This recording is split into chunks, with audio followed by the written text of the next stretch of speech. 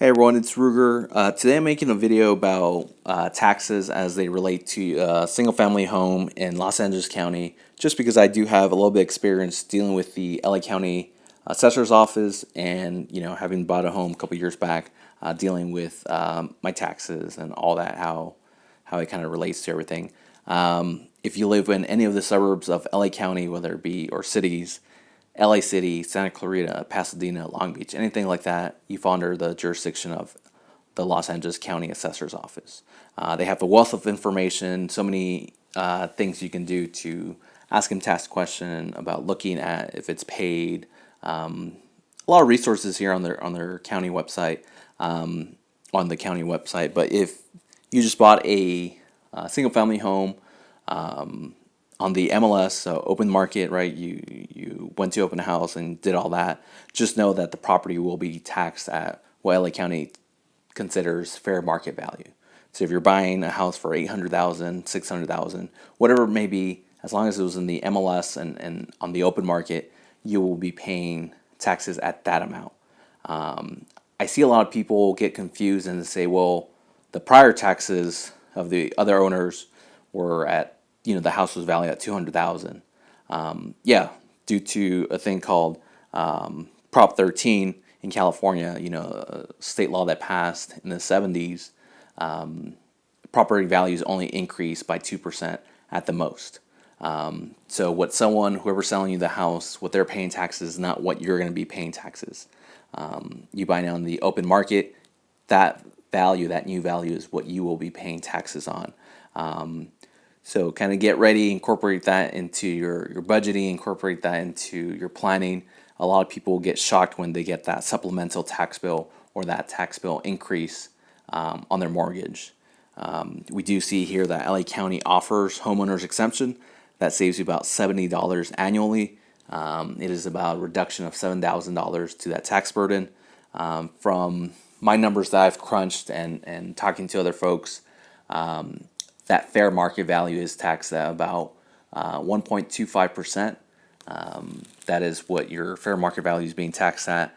So use that number. You can go a little bit less, 1.15, but I like to use 1.25 to kind of when I'm working on properties or looking at properties to predict that future tax burden, right, on that fair market value.